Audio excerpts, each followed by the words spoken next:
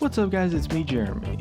Blizzard's definitely included quite a lot of achievements in Overwatch that, reward you with a really cool spray and I guess some bragging rights too.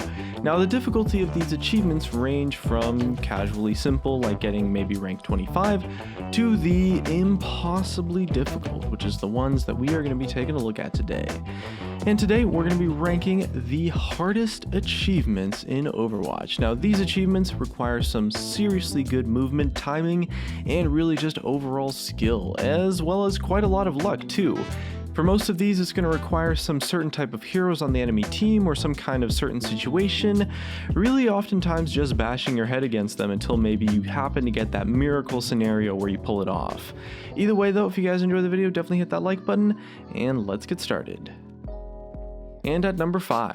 So during the Halloween Terror Holiday event, 4 new achievements were added into the game for a limited time that players had access to during the Junkenstein's Revenge arcade scenario. The scenario was a PvE 4-man group match that pitted you and your team against waves of even increasing enemies and AI-controlled heroes on a closed-off bridge section of Eichenwald. And the most difficult of those new achievements that we're taking a look at number 5 today was an achievement that went by the name of Held the Door. You had to win the scenario on the hardest difficulty, and while that might sound fairly straightforward, it was a lot harder than it looks on paper. The match starts out with maybe a few enemies coming at you from one of 3 paths, and you need to kill them before they reach the castle's door and bring it down to 0 HP. And with each new wave, the enemies get a little bit harder, and maybe some start to focus on the players as well as the door itself. Meanwhile, at certain times during the match, one of 4 enemy heroes would spawn and directly take on the enemy team, which disrupts your flow and allows a lot of minions to reach the door. And then at the end, Mercy resurrects the enemy team, and you have to deal with all of them at the exact same time, as well as making sure the minions are kept in check. And setting the difficulty to hard on this game mode increased the difficulty of the minions and as well brought all of the AI heroes to their maximum killing potential. And overall this created quite a nice combo requiring some skill, some luck, some decent teammates, and overall was really difficult to pull off, and we found a lot of pro players even potentially struggling, at least at first, to complete the achievement. Now, although this achievement probably takes a lot less luck than some of the others, it takes a lot of coordination and strategy, as well as some awesome timing of abilities and awareness of your surroundings to make sure that you can complete the seasonal event in the first place. And doing it on the hardest difficulty really showed that your teamwork was used to the fullest potential. However, unfortunately, once the event ended, so did the chance to get the achievements, so this achievement's actually no longer obtainable in the game, but it's likely that it will probably come back one day for maybe everyone to try out once again. And at number 4. Now, killing enemies is already hard enough to do on Widowmaker, and perfecting headshots and trick shots do take a lot of time and practice. Well, she also has an achievement that requires a different set of skill added into the mix. The Did That Sting achievement requires the Widowmaker player to get 4 kills during a match using the Venom Mine. And the thing is that the mine really doesn't do a lot of damage, and it's also very obvious for enemies to see because of the way that it's colored, so it's already a challenge just to have an opponent trigger it in the first place and land some damage to maybe gain some additional ultimate charge. What has to happen here is that the Venom Mine either finishes off the low health enemy, or the enemy dies a short time after triggering the mine 4 times. And the window that you have to kill the target is really short, so the best bet is to maybe toss your mine into a large group of enemies that's probably about to die. For example, maybe a pack of enemies in a team fight, or a team standing on the payload about to be ulted or something like that. If you manage to maybe get some headshots consistently on lower health targets and use the mine offensively and hit them with it before you maybe pop them, then maybe you'll get lucky and it can happen. But overall, it's really tricky to pull off, and your best bet is maybe going to be sticking with your team, trying to help out, and just looking for opportunities to hit groups with your mine on a control point or a payload. But overall, this is an achievement that definitely does require a lot of luck, as much as it does planning and coordination. At number 3.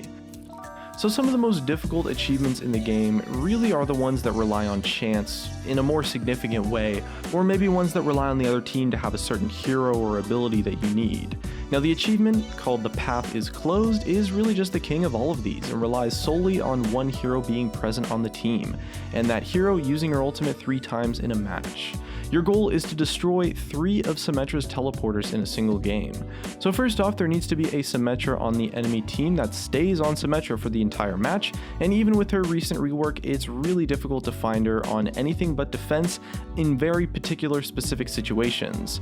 And you also have to perform the balancing act of letting the enemy Symmetra stay alive long enough to actually get her ultimate and place the teleporter 3 times, which, if you've ever played Symmetra, as you've probably known, is actually really difficult, because a lot of the time the Symmetra player is either dead, maybe spending too much time murdering your own teammates, or switching to another hero because of a point capture or loss. And then if she actually does end up creating the teleporters you need, you personally have to take the time away from the match and helping your teammates to find and destroy them, hopefully not dying to the nest of sentries that she's probably got all over the place. And as well, it also has to be the case that one of your teammates doesn't happen to find and destroy the Symmetra teleporter before you.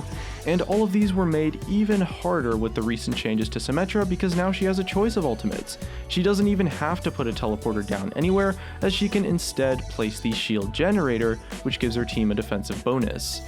Now, it's a little bit unclear whether or not the generator counts towards the achievement, which would maybe make it a little bit easier to tackle, but based on the wording of the achievement, since it does say teleporters on it, we can kind of assume that, well, if the enemy Symmetra happens to put down a shield generator, it looks like you're straight out of luck.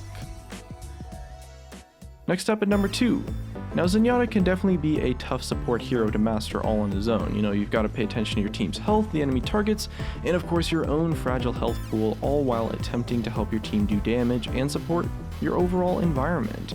And the Rapid Discord achievement takes it all a step further and has you combining all of those skills with kills or assists at ludicrous speeds. You have to get 4 kills or assists using Zenyatta's Orb of Discord within 6 seconds. So essentially you have to use your Discord Orb on 4 targets that die within that extremely small window of time. And the achievement's a little bit easier to do during a team push, or maybe with some other ultimates in play, but it's very reliant on your skills as Zenyatta, the placement of your team, and the placement of the enemy team, and really just the stars aligning for all of the factors to meet in the middle, and then you get those 6 seconds to do the job without getting yourself killed in the process. It's a little bit possible solo, since Zenyatta does have a large number of orbs to fire and his damage output is great, but you'd have to be getting some super fast Discord headshots, killing your opponents, moving on to the next target right away. So really it just relies on being in a super lucky team-based scenario where you maybe stick behind your team and fire some Discords at low health targets that happen to get caught in some kind of crowd control or something similar, but it's really difficult because a lot of the time your wombo combos that are going to end up killing 4 people within 6 seconds happen to kill them using the same ability, to the point where you won't be able to actually land your Discord orb on all the targets that you need to. And at number 1, we have the Lucio achievement, The Floor is Lava. Now this one is particularly nasty to land even for the best Lucio players. And for this achievement you need to get 3 killing blows without dying while wall riding. And these don't have to be in the same wall ride, luckily, because that would be like literally next to impossible, but the reason this achievement stands out in difficulty is twofold. So first, Lucio's weapon has a really small and slow projectile, which does make it very difficult to actually hit enemies that are moving while the Lucio player is standing still. You've got to be able to time the shots just right and lead your target to land more than just a single shot out of your 4-round burst. And most Lucio players maybe just spam their shots at enemies and hope to maybe land a few, get some ultimate charge. Lucio's role is support after all, and getting kills is definitely secondary. If you become awesome at landing some bullets on Lucio, the next step in the achievement is going to be making sure that you're actually landing your kill shots. His weapon does some okay damage, so if you're just in a regular situation, it's not too difficult to land some kills on Lucio. Maybe you time it right, pick off some targets, or maybe you just assist some of your higher damage allied heroes. Okay, now that you've gotten maybe good at landing shots and getting the kill shots on targets, you also have to do the hardest part of the whole achievement, which is getting those kills while wall riding. 3 times in one match without dying, and they have to be killing blows, remember that. Recently, Lucio's wall riding has been buffed by Blizzard actually, in that it's a little bit easier to stay on walls now, so where you won't lose the connection every time you hit like a bump or a new geometry or something, but it really just made it a little bit more fluid, and it's still very, very difficult to time all 3 of these skills together while in the middle of a fast-paced battle. So good luck, have fun, and it is of course taking our #1 spot on the list for the most impossible Lucio achievement. Now, all of these achievements are quite difficult in their own way, and if you're maybe looking for a challenge beyond competitive rank or mastering a set of heroes, definitely you could give these a shot. Maybe let us know in the comments section below if you've completed any of these achievements, tell us your stories and stuff like that. Either way though, if you guys enjoyed the video, definitely hit that like button, subscribe if you want. Thanks for watching, and I'll see you guys next time.